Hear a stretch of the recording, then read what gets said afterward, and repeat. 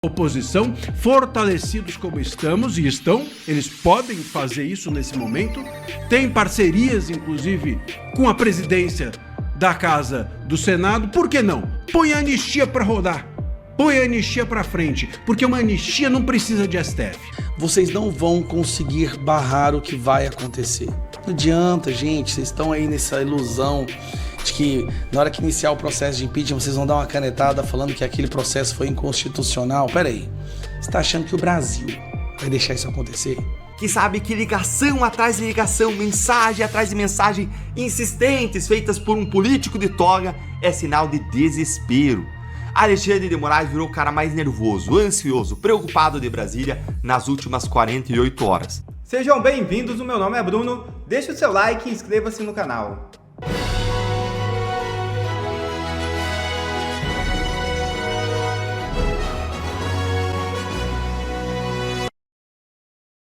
Fux reconhece injustiça e vota por absolvição de manifestante do 8 de janeiro. Ministro também destacou a incompetência do STF para julgar processos contra pessoas sem foro na corte. O ministro Luiz Fux, do Supremo Tribunal Federal, reconheceu ter cometido injustiça em julgamento anterior e votou pela absolvição de um réu do 8 de janeiro. Trata-se do caso do qual o encanador Edilson Felizardo da Silva foi condenado a 2 anos e 5 meses de prisão por fazer parte do acampamento montado em frente ao quartel-general do Exército em Brasília em 2023. Abre aspas. Os mesmos dias, meses e anos que afligem famílias pela ausência do pai, da mãe ou do filho encarcerado também amadurecem em nós o senso de humanidade e a coragem de reexaminar nossos próprios vereditos. Fecha aspas. Escreveu Luiz Fux em voto proferido na última sexta-feira 1º. Não há vergonha maior para o juiz do que pactuar com o próprio equívoco, pois isso é trair a verdade, degradar a dignidade humana e macular o pacto constitucional. A humanidade judicial é virtude que, mesmo quando tardia, salva o direito da petrificação e impede que justiça se torne cúmplice da injustiça. Completou Luiz Fux. O primeiro pedido de redução de pena chega na mesa do Moraes. Como é que ele vai decidir, hein?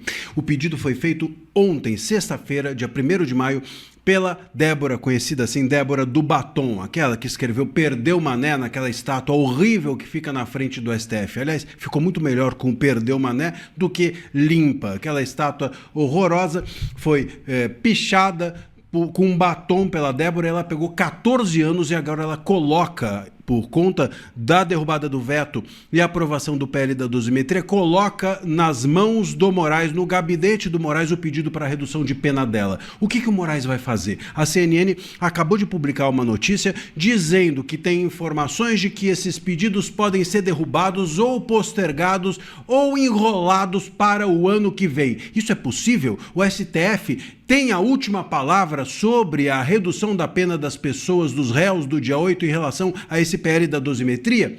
Eu vou te explicar toda essa história agora. Eu sou André Marcílio, advogado, constitucionalista e comentarista jurídico, e peço que vocês, antes de qualquer coisa, deem like nesse vídeo e se inscrevam no nosso canal. Bom, meus caros, muito bem. O ponto é o seguinte, eu sei que tem muita gente dizendo por aí que há outros caminhos, que dá para driblar o Moraes, que não é o Moraes quem vai decidir esse caso em última instância, mas eu não acredito que seja assim. Conversei com muitos promotores, com muitos juízes e todos foram unânimes. Quando há uma lei mais benéfica promulgada, a aplicação dessa lei mais benéfica, e é o caso, o PL da dosimetria, a aplicação dessa lei mais benéfica fica nas mãos do juiz de execução penal. Tem até súmula no STF sobre isso, que é a súmula 611. E quem é o juiz de execução penal dos casos dos réus do dia 8? O Moraes, porque ele é tudo, inclusive o juiz de execução. E aí, esses pedidos vão para as mãos do Moraes. O Moraes, ele vai pegar cada um desses pedidos, ele, os seus assessores, etc., claro, com auxílio dos advogados dos réus, e fazer a continha, carimbar e dizer, bom, você agora tem uma pena menor que essa. Bom, agora você está solto. Bom, agora você progrediu de regime. Tem de passar pela mão do Moraes, sim. E esse é que é o ponto. Porque se tem de passar pela mão do Moraes, e se ele segurar esses pedidos pedidos, e sem ele enrolar com esses pedidos, e se ele botar isso na gaveta e for fazer outra coisa?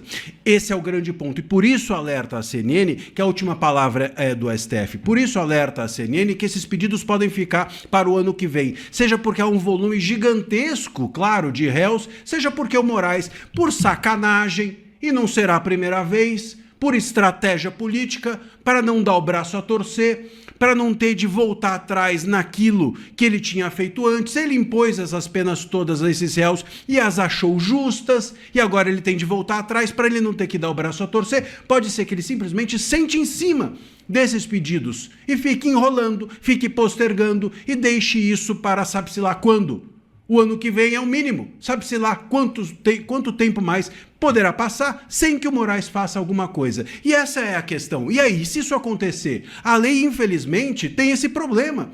É uma lei que só consegue ter eficácia com o STF aplicando. É uma lei que só faz sentido, que isso existe na prática, se o STF botar o carimbo de soltura nos réus do dia 8. Esse é o grande problema dessa lei, desse PL da dosimetria. E a grande questão que fica é como a oposição vai reagir se isso ocorrer. Se uma sacanagem dessa for feita pelo Moraes. E a resposta que eu tenho é a seguinte: a oposição fortalecida, como se fortaleceu com a derrubada do Messias e com a derrubada do veto do Lula no PL da dosimetria, tende desde já, se articular para não permitir que isso aconteça. Se o Moraes sentar em cima desses pedidos e não permitir que essas pessoas sejam soltas imediatamente, a oposição precisa colocar uma espada no STF.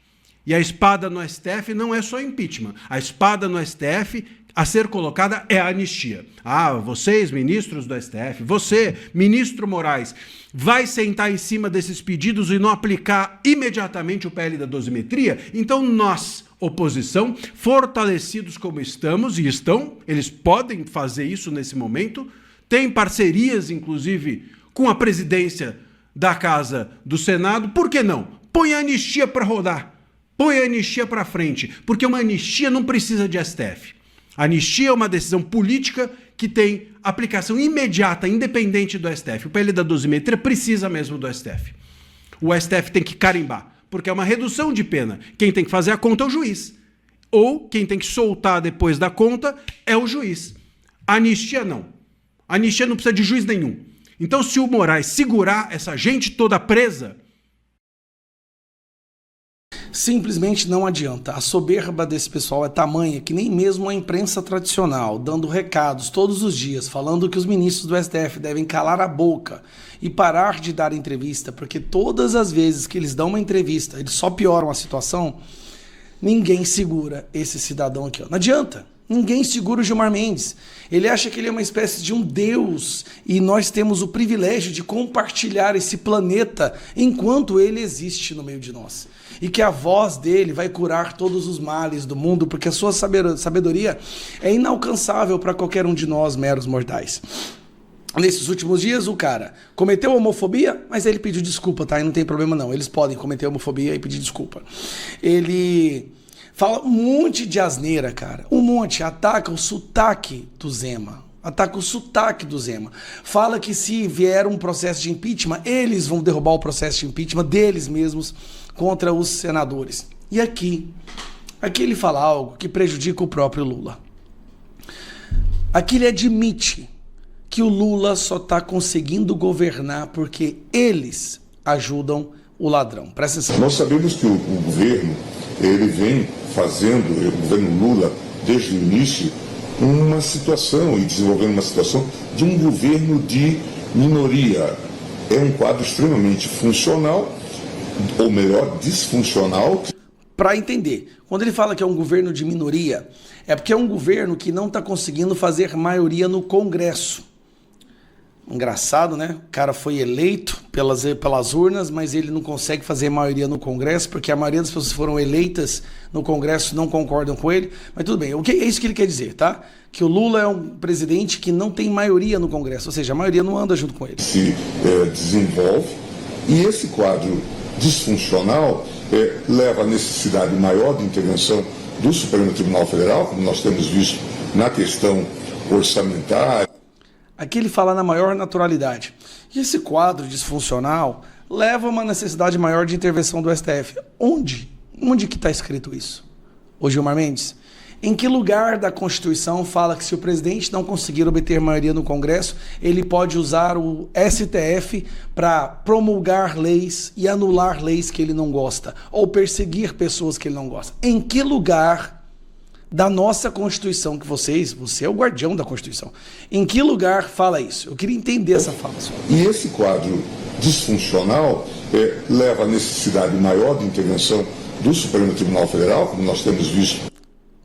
Na maior naturalidade. Bom, como o Lula não conseguiu fazer a maioria, então a gente vai ter que ajudar ele, né? Porque essa é a democracia. Na questão orçamentária, todo esse modelo de orçamento secreto, e isto também provoca fricções, incompreensões na relação entre governo e Congresso, diria eu.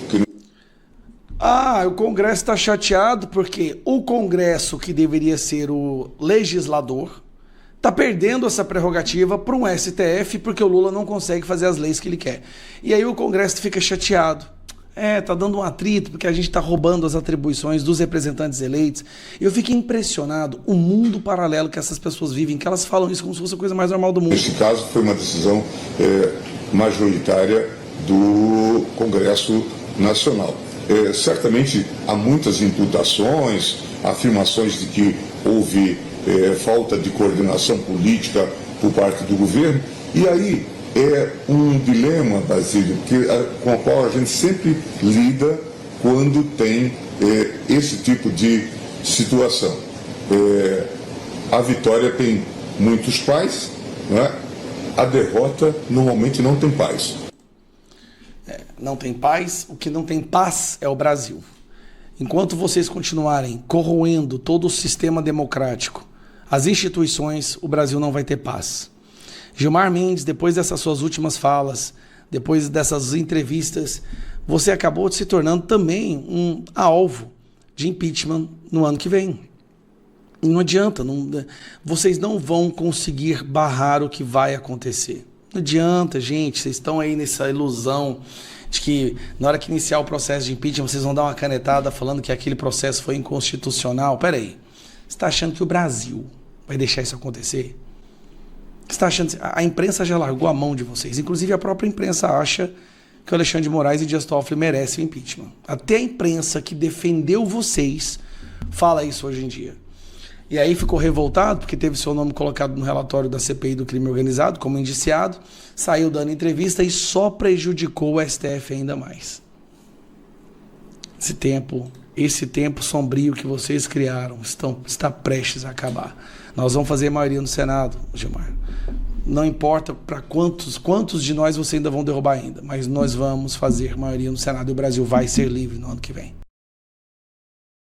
Desesperado. Moraes tenta ligar para Messias, mas é ignorado. Que sabe que ligação atrás de ligação, mensagem atrás de mensagem insistentes feitas por um político de toga é sinal de desespero.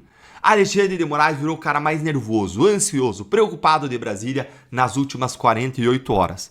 E presta atenção, porque eu vou te contar agora por que bateu o desespero em Moraes. E por que o gelo que ele está levando do Messias indica que existe uma guerra acontecendo agora e ela está longe de terminar. Hoje pela manhã nós acordamos com duas colunas, afirmando que Messias está ignorando várias mensagens e ligações do Moraes, que está desesperado. Bora começar aqui com a coluna do Guilherme Amado. Alexandre de Moraes envia mensagens e telefona, mas Jorge Messias recusa ligações. Parece história de gente apaixonada, né? Quando ele liga pra ela liga pra ele insistentemente e é recusado. Olha aí. Gente, tem aí um sentimento aí de traição, de rejeição no ar. E esse é um poderoso sentimento humano. Olha lá. O ministro Jorge Messias não havia aceitado até a tarde dessa sexta-feira, 1º de maio, ontem, nenhuma ligação do ministro Moraes. Xandão também enviou mensagens a Messias, solidarizando-se com a rejeição de que o AGU sofreu no plenário do Senado e afirmando não ter articulado contra o ministro. E, gente, o Jorge Messias recebendo isso aí, ele deve ter se perguntado, será que eu tenho aqui otário escrito na testa? Essa articulação do Moraes está espalhada por todo lugar. O Messias conversou com pessoas, colheu informações. Se ele não está respondendo é porque ele sabe o que aconteceu. E a mensagem, consequentemente, aí, como você vê, ficou sem resposta.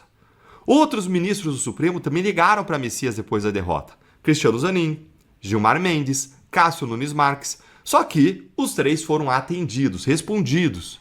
Mas com Moraes, Messias se recusa a falar. A Malu Gaspar, ela trouxe a mesma apuração no jornal O Globo, olha aqui. O ministro do STF com quem Messias tem se recusado a falar depois da derrota no Senado. Aí, não tem esse telefonema aí para Moraes, não tem, gente. Primeiro indicado ao STF, rejeitado pelo Senado desde 1894, 132 anos, recordista, fazendo história, o advogado-geral da União, ele, Jorge Messias, recebeu nas horas seguintes à derrota ligações e mensagens de solidariedade de diferentes ministros da Corte, em especial dos que atuaram para que ele se tornasse o mais novo integrante do Supremo. Várias dessas ligações, aliás, foram recebidas na casa de um deles, o ministro e amigo André Mendonça, para onde Messias foi após sair da reunião com o presidente Lula no Palácio do Alvorada.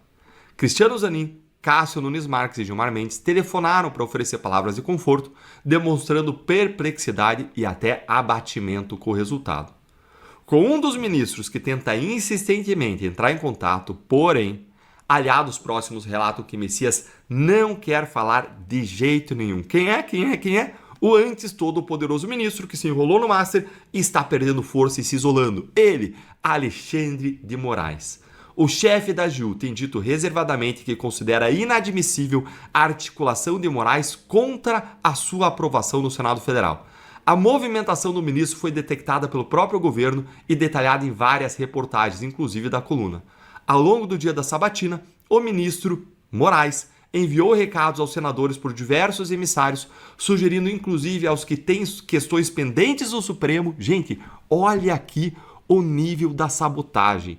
Olha o nível da chantagem que os ministros do Supremo fazem.